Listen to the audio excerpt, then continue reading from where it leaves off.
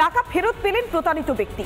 আশাকর্মী পদে চাকরি দেওয়ার নাম করে টাকা নেয়ার অভিযোগ উঠেছিল ঘাটালের বিদায়ী সাংসদ দেবের প্রতিনিধি রামপদ মান্নার বিরুদ্ধে।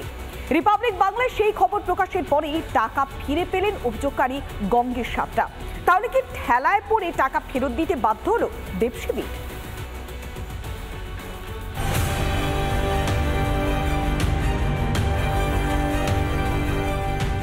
আশাকর্মী চাকরির জন্য মেয়ের ইন্টারভিউয়ের ডাক আসে, পরীক্ষাও হয়।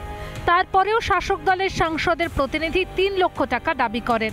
এমনটাই অভিযোগ করেছিলেন চন্দ্রকোনার ক্ষীরপাই পুরসভার ৭ নম্বর ওয়ার্ডের বাসিন্দা গঙ্গেশ সাঁতরা। এজেন্ট মারফত ১,৮০,০০০ টাকা দিয়েছিলেন তিনি। গোটা বিষয়টি পুলিশের কাছে ইমেল মারফত অভিযোগ জানান ওই ব্যক্তি। রিপাবলিক বাংলার খবরের জেরে সেই টাকা ফিরে পেলেন গঙ্গেশ। টাকা ফিরে পেয়েছি, আমাদের আনন্দ হচ্ছে যে আমাদের মতো গরিব মানুষ যে পয়সাটা চলে গেছিলো সেই পয়সাটা যাই হোক আমাদের এসে গেছে। এটি রিপাবলিক বাংলাতে সম্প্রচার করা হয়েছিল। রিপাবলিক বাংলাকে আমাদের ধন্যবাদ। গঙ্গেশ যার বিরুদ্ধে অভিযোগ করেছিলেন সেই রামপদ মান্না ঘাটালের তৃণমূল প্রার্থী দেবের ঘনিষ্ঠ বলে পরিচিত। ঘটনা সামনে আসতেই দেব বলেছিলেন দোষী শাস্তি পাবে। চাকরি দেওয়ার নামে প্রতারণার অভিযোগ সামনে আসতেই দেবকে আক্রমণ করেছিলেন হিরণ চট্টোপাধ্যায়। গরিব মানুষকে চাকরি দেওয়ার নাম করে এই যিনি সাংসদ প্রার্থী আছেন তার যে পিএ আছে সোনাচর রামপদ মান্না, তিনি মানুষের কাছ থেকে গরিব মানুষের কাছ থেকে টাকা নিয়েছেন। এই কথা আমি বারবার বলে এসেছি।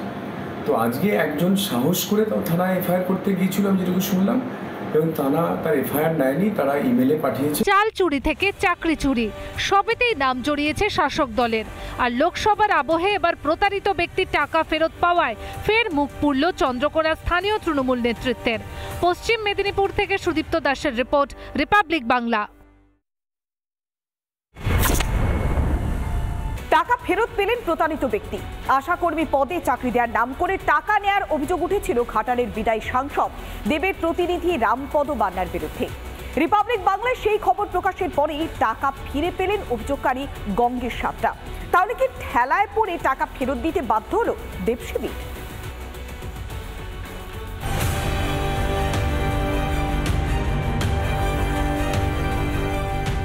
আশাকর্মী চাকরির জন্য মেয়ের ইন্টারভিউয়ের ডাক আসে, পরীক্ষাও হয়।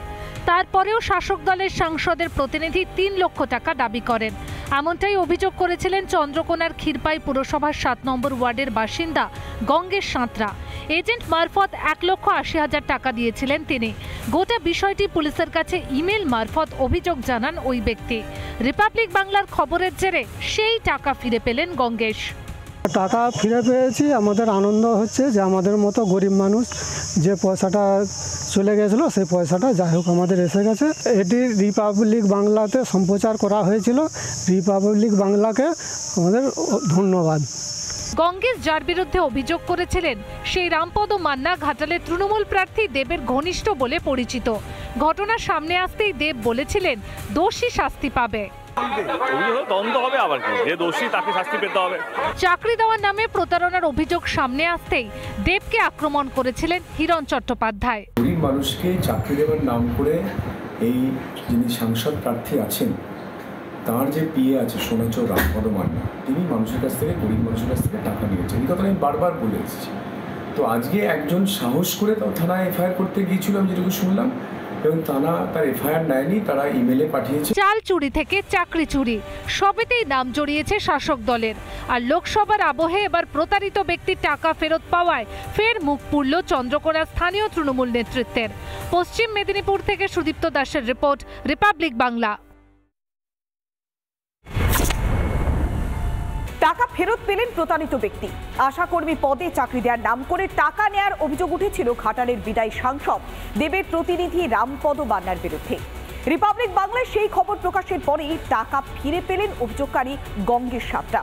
তাহলে কি ঠেলায় পড়ে টাকা ফেরত দিতে বাধ্য হলো দেবসেবী?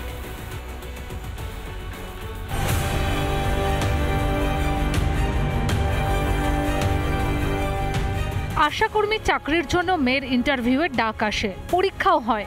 তারপরেও শাসক দলের সাংসদের প্রতিনিধি ৩ লক্ষ টাকা দাবি করেন। এমনটাই অভিযোগ করেছিলেন চন্দ্রকোনার ক্ষীরপাই পুরসভার 7 নম্বর ওয়ার্ডের বাসিন্দা গঙ্গেশ সাঁতরা। এজেন্ট মারফত 1,80,000 টাকা দিয়েছিলেন তিনি। গোটা বিষয়টি পুলিশের কাছে ইমেল মারফত অভিযোগ জানান ওই ব্যক্তি। রিপাবলিক বাংলার খবরের জেরে সেই টাকা ফিরে পেলেন গঙ্গেশ। টাকা ফিরে পেয়েছি, আমাদের আনন্দ হচ্ছে যে আমাদের মতো গরিব মানুষ যে পয়সাটা চলে গেছিলো সেই পয়সাটা যাই হোক আমাদের এসে গেছে। এটি রিপাবলিক বাংলাতে সম্প্রচার করা হয়েছিল। রিপাবলিক বাংলাকে আমাদের ধন্যবাদ। গঙ্গেশ যার বিরুদ্ধে অভিযোগ করেছিলেন সেই রামপদ মান্না ঘাটালের তৃণমূল প্রার্থী দেবের ঘনিষ্ঠ বলে পরিচিত। ঘটনা সামনে আসতেই দেব বলেছিলেন দোষী শাস্তি পাবে। দ্বন্দ্ব হবে, আবার কি, যে দোষী তাকে শাস্তি পেতে হবে।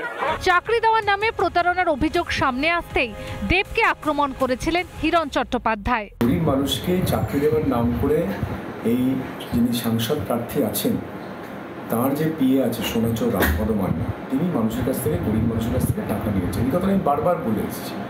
তো আজকে একজন সাহস করে তাও থানায় এফআইআর করতে গিয়েছিল, আমি যেটুকু শুনলাম, এবং থানা তার এফআইআর নেয়নি, তারা ইমেলে পাঠিয়েছে। চাল চুরি থেকে চাকরি চুরি, সবেতেই নাম জড়িয়েছে শাসক দলের।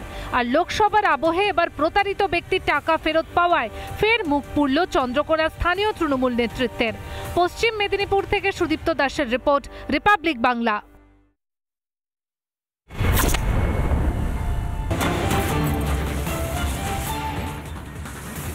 মুকুল রায়ের বাড়িতে অধীর সৌজন্য সাক্ষাৎ। মুকুল রায়ের বাড়িতে অধীর চৌধুরী, মুকুল রায়ের বাড়িতে গিয়েছেন অধীর চৌধুরী।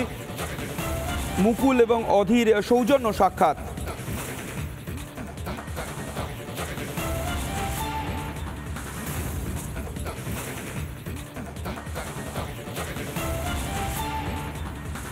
মুকুল রায়ের বাড়িতে অধীর চৌধুরী, মুকুলের সঙ্গে দেখা করলেন অধীর চৌধুরী। মুকুল রায়ের স্বাস্থ্যের খোঁজ নেন অধীর চৌধুরী। বেশ কিছুক্ষণ কথা হয় দুজনের মধ্যে। দেবদূত দত্তের হয়ে প্রচারের ফাঁকে এই সাক্ষাৎ।